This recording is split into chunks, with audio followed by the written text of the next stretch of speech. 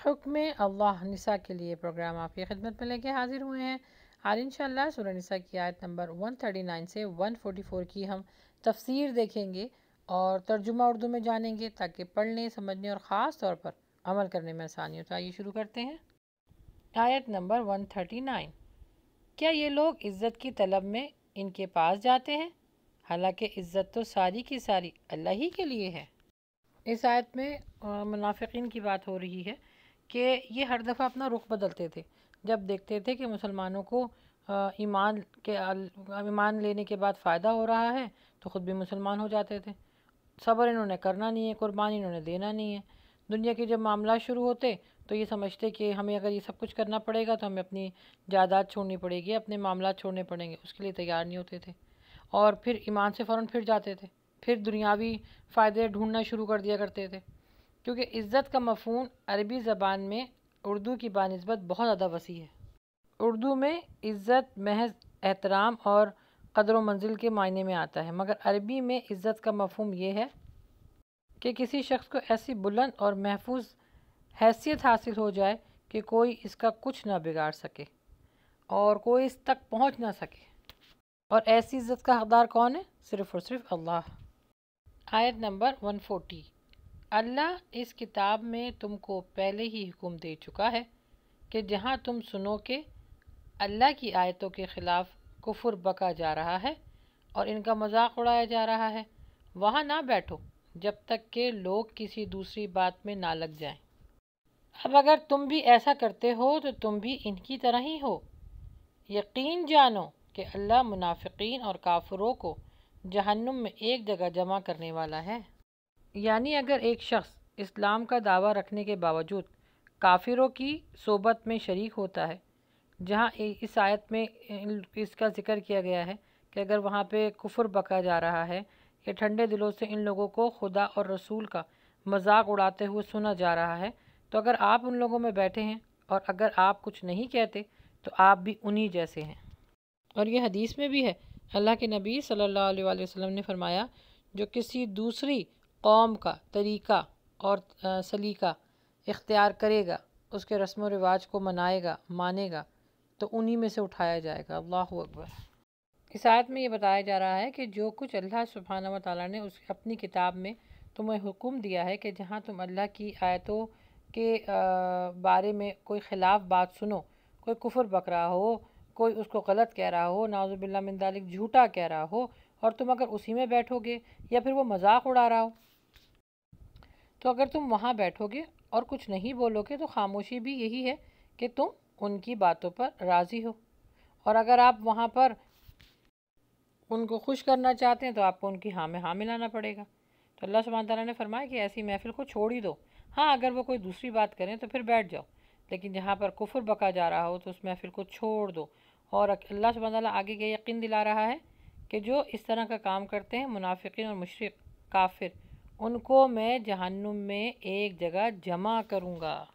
اس آیت کی اینڈ میں اللہ سبحانہ تعالیٰ بہت پکے طریقے سے یقین دلا رہا ہے کہ منافقین سمجھتے ہیں کہ ہم جو ہے وہ اللہ سبحانہ تعالیٰ کا مذاق بھی اڑا لیں گے اور اس کے لیے کفر بھی بکیں گے، اور جو کچھ اس نے احکامات دیے اس کو مانیں گی بھی نہیں، اس نے جو پیغمبر بھیجے ان کو قتل کر کے واپس اس کی طرف لوٹا دیں گے۔ یعنی ہمیں کسی طریقے سے ماننا نہیں ہے، نہ ماننے والی بات۔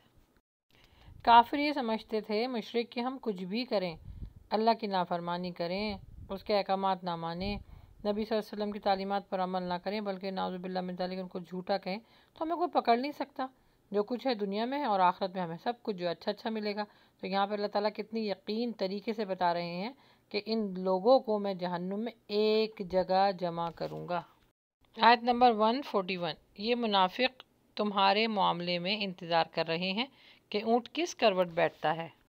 اگر اللہ کی طرف سے فتح تمہاری ہوئی تو آ کر کہیں گے کیا ہم تمہارے ساتھ نہیں تھے، اور اگر کافروں کا پلہ بھاری رہا تو ان سے کہیں گے کیا ہم تمہارے خلاف کھڑے ہونے پر قادر نہ تھے، اور پھر بھی ہم نے تم کو مسلمانوں سے بچایا۔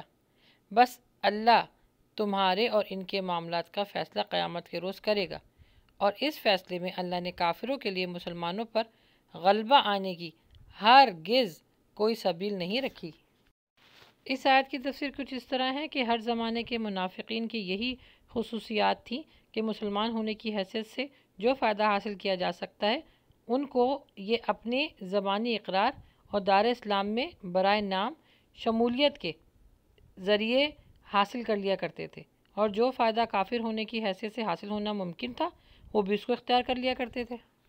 اپنے فائدے کی خاطر کفار سے بھی جا کے مل لیا کرتے تھے، اور جب مسلمانوں کا پلہ بھاری ہوتا تھا تو ان میں آ کے کہہ دیا کرتے تھے کہ ہم تم میں سے ہیں اور ہم نے تمہیں دیکھو کفار سے بچایا۔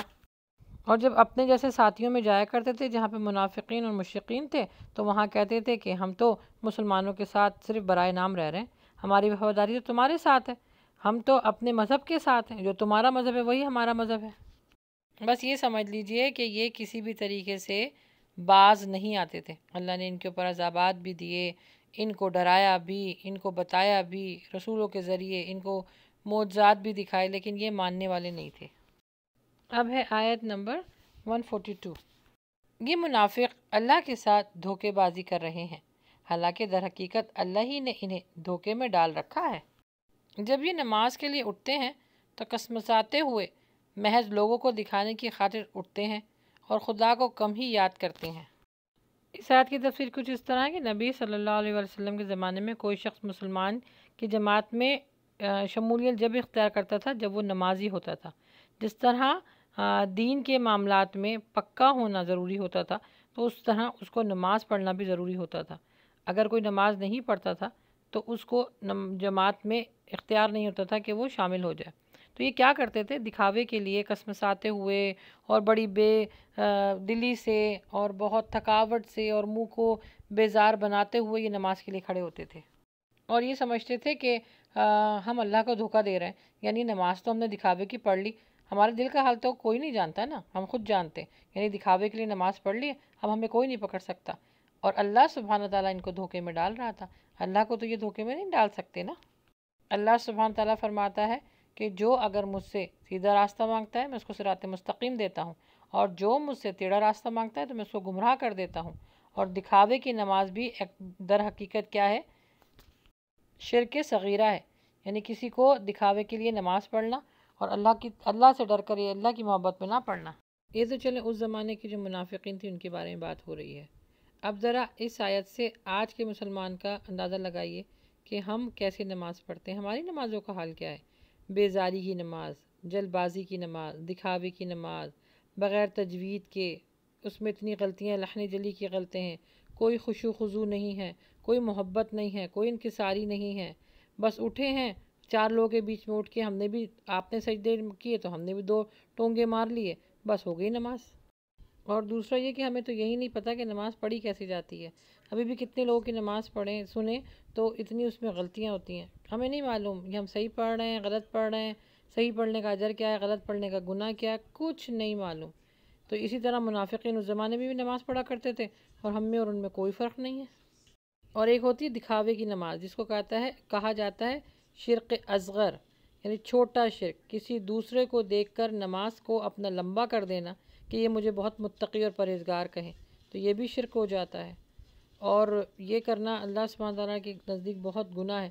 اللہ سبحانہ تعالیٰ ایسی نمازوں کو ہم گندے کپڑے میں لپیٹ کے ہمارے منہ پہ مار دیں گے۔ تو خدا را نماز محمدی پڑھنا سیکھیے، ہمارے گروپ چل رہے ہیں، آپ ہم سے پرسنل بھی رابطہ کر سکتی ہیں، وہاں پہ پریکٹیکل وے میں ہم نماز محمدی پڑھنا سکھاتے ہیں۔ آیت نمبر 143۔ یہ کفر اور ایمان کے درمیان لٹکے رہیں گے، نہ ادھر کے رہیں گے نہ ادھر کے رہیں گے، اور جسے اللہ گمراہ کرے آپ اس کے لیے کوئی راستہ نہ پائیں گے۔ یعنی اس آیت میں اللہ سبحانہ تعالیٰ تنبیہ کر رہا ہے کہ اگر کفار جو ہیں، وہ کافر جو ہیں، وہ اگر کبھی ادھر کبھی ادھر لڑکتے رہیں گے اور اللہ کی کتاب سے ہدایت نہیں پائیں گے، نبی صلی اللہ علیہ وسلم کی جو تعلیمات ہیں ان پر عمل نہیں کریں گے، کیونکہ جو شخص خود گمراہی کو پسند کرتا ہے، غلط راستوں پر چلتا ہے، تو اللہ کی طرف سے اس کے لیے ہدایت کے دروازے بند ہو جاتے ہیں۔ آیت نمبر 144۔ اے لوگو جو ایمان لائے ہو، مومنوں کو چھوڑ کر کافروں کو اپنا رفیق نہ بناؤ۔